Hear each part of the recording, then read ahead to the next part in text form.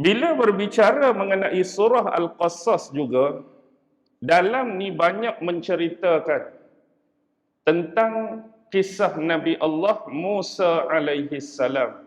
Banyak cerita tentang Fir'aun, juga termasuk Qarun sendiri. Dan juga mengenai Bani Israel. Secara umum, kisah ini memaparkan kepada kita beberapa pengajaran.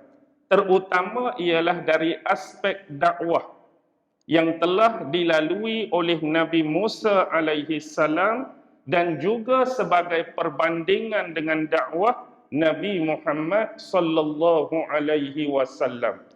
Jadi ada beberapa sisi persamaan, corak, bentuk dakwah Nabi Musa yang jauh sebelum Nabi Muhammad dengan dakwah Nabi Muhammad sallallahu alaihi wasallam itu sendiri.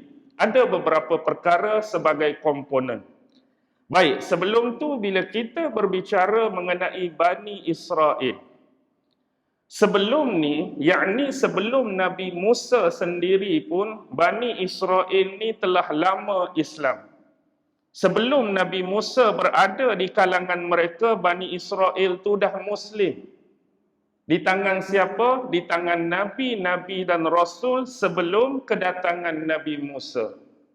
Sejak kedatangan nenek moyang mereka, Nabi Allah Ibrahim alaihi salam, mereka dah didakwahkan untuk mengenal Allah, mengenal agama dan syariat. Wafat Nabi Ibrahim, datang anaknya Nabi Allah Ishaq, mendakwahkan benda yang sama, tauhid kepada Allah, berpegang kepada agama dan syariat. Wafat saja Nabi Ishaq, anak dia Nabi Allah Yaqub alaihi salam. Zaman Nabi Yaqub tu barulah dikenali anak-anaknya sebagai 12 Bani Israel. Masih lagi meneruskan legasi dan warisan yang sama, mentauhidkan Allah dan kemudian mendakwahkan agama dan syariat Islam. Wafat Nabi Allah Yaqub diteruskan oleh anak dia Nabi Allah Yusuf alaihi salam, buat benda yang sama. Selepas itulah baru mari Nabi Allah Musa. Bila mari Nabi Musa di kalangan Bani Israel, bukanlah buat kali pertama baru Nabi Musa nak memperkenalkan mereka kepada Allah, nak dakwahkan kepada agama dan syariat daripada Allah ni. Jadi Nabi-Nabi dan Rasul sebelum tu dah buat benda yang sama terlebih dahulu. Jadi poin dia di sini ialah selepas kewafatan Nabi Yusuf, nak mari zaman Nabi Allah Musa, itulah kebiasaan yang berlaku kepada sesiapa pun. Iaitu bila ada rentang masa, rentang zaman yang terlampau panjang atau lama, umat-umat walaupun berpegang atas nama agama, pasti adanya apa dia? Penyelewengan.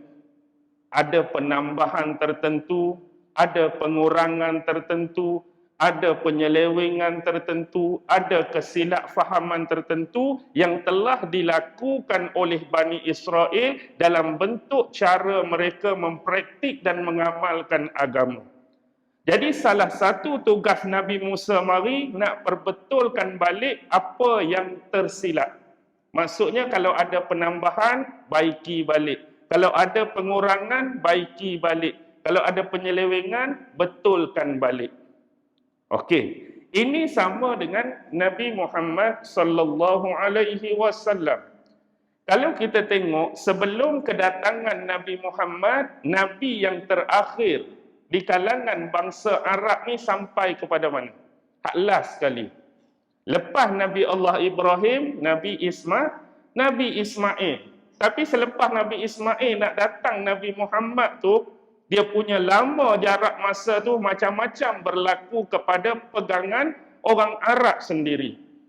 Sehingga kehidupan mereka jauh dah. Kalau kita tengok dengan apa yang sebenar diajarkan oleh kedua-dua Rasul tadi. Baik Nabi Ibrahim, baik Nabi Ismail. Sebagai